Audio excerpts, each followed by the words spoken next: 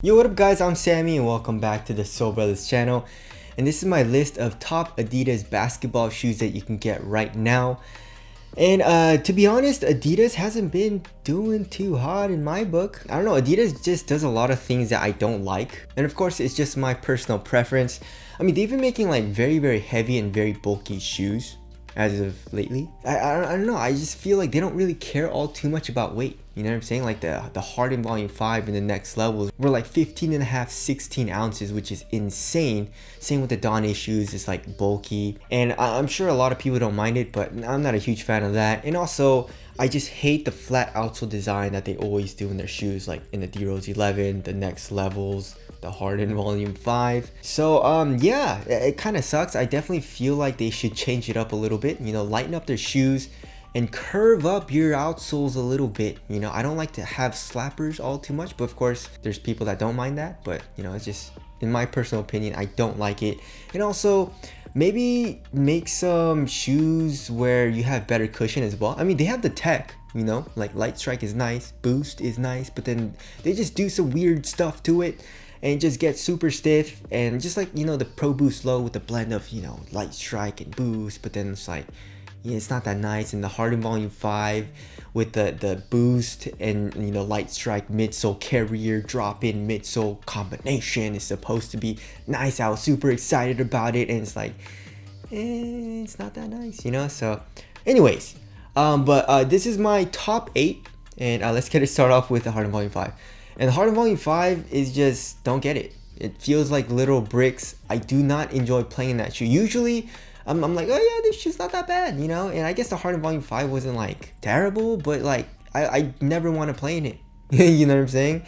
And so it's just not a fun shoe to play in. It's bulky, it's heavy, it's stiff, it's uncomfortable. Yeah, so like I said, feels like little bricks on your feet. So don't get the shoe. All right, moving on to number 7, and that's the D-Rose 11. And right now, I just looked on their website and it's going for 96 bucks. But I wouldn't really recommend the D-Rose 11 either. I mean, it's okay. It's a very flat outsole design like the next levels. And like I said, if you don't mind that, then, you know, all power to you. But, you know, I really don't like that. And also, it's just a really bad fit for me. You know, it's just super roomy, very wide. So I just didn't really like playing that shoe. But I mean, if you have a wider foot and you like a roomier fit, you know, D-Rose 11 is probably going to be a good option. And also, the Light Strike in that shoe is actually very nice. It's soft, especially in the heel, and there's a good amount of bounce. So I guess, you know, it's definitely not as bad as the Harden Volume 5. It's just like I didn't really enjoy playing the D-Rose 11 all too much. But it's not bad. It's not a bad shoe. All right, moving on to number 6, we got the Dawn issue number 2. And it's going for 70 bucks. It's on sale, which is good if you guys do want to cop. It's not bad. You know, I definitely feel like there are people that will enjoy that shoe, but for me, I didn't really like it all too much, like I mentioned, because it's heavy and it's bulky, and that's pretty much it. You know what I'm saying? So bounce is definitely not a low density foam. It's a very high density foam, which basically means it's a heavy foam. So the overall shoe is pretty damn heavy. And not only that, but the materials are very thick. I feel kind of bad because I'm like, kind of like shitting on all of these shoes, and this is like a top Adidas list. I'm like giving you guys reasons not to buy these shoes. I promise it gets a little bit better after this. But yeah, the Dawn issue 2, yeah, the materials are thick. I mean, they're very comfortable and cozy though, which is nice, but it's just, for my preference, I like to have a lighter, very minimal feeling material and I guess overall shoe. So I wasn't a huge fan, but I mean, if you want support and you like bounce, cushion, and the shoe has adequate traction, the Dawn issue 2 is not a bad option. Alright, moving on to number 5 is the Harden Stepback 2. It's actually a nice shoe. I like it. It's 80 bucks, super cheap. The bounce cushion actually isn't that bad. The traction is good and durable.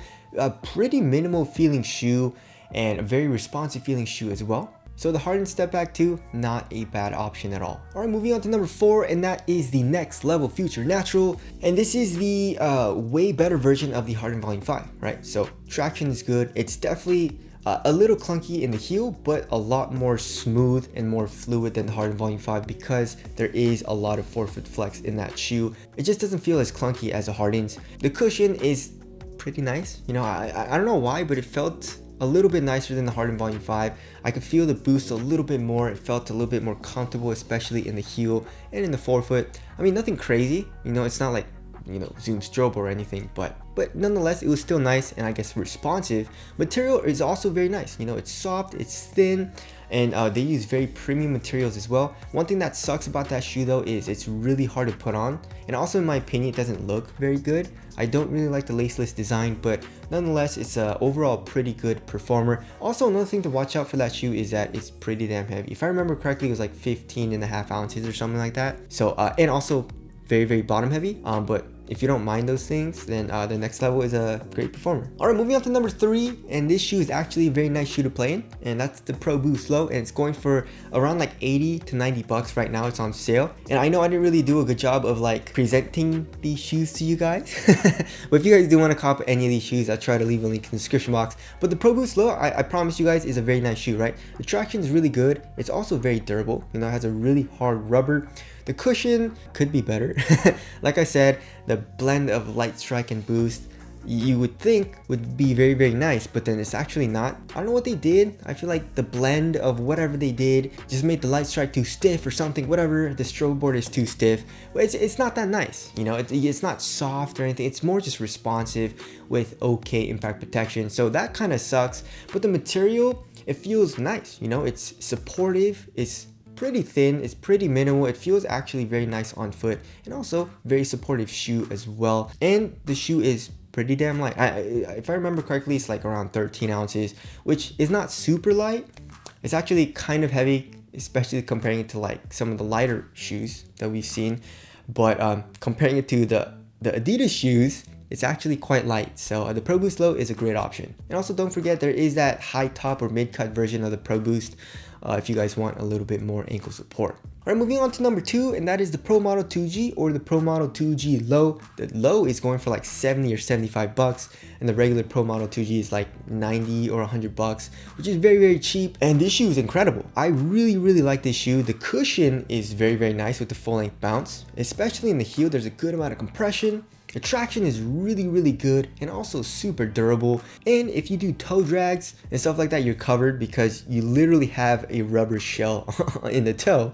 And then the materials aren't that bad. It looks kind of weird, they're using leather or patent leather, but it actually is not that bad. I didn't have any issues with like the material being uncomfortable or painful or anything like that. It's a supportive shoe as well. And also, as far as the weight goes, I mean, it's not the lightest shoe, but it's definitely a very responsive shoe. So you feel pretty damn quick in it.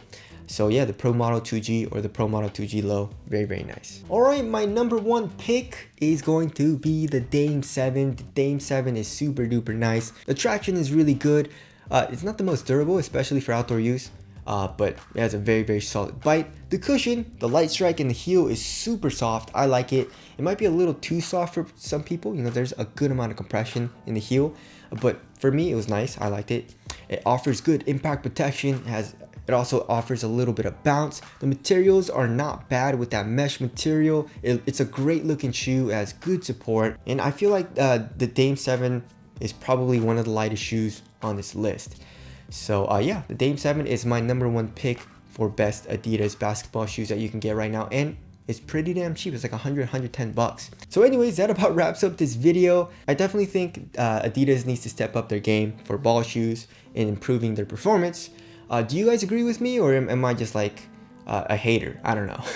So tell us down in the comment section below. And again, if you guys want to cop any of these shoes, I'll leave a link in the description box. But that's it. Thank you guys for watching, and I'll see you guys in the next one.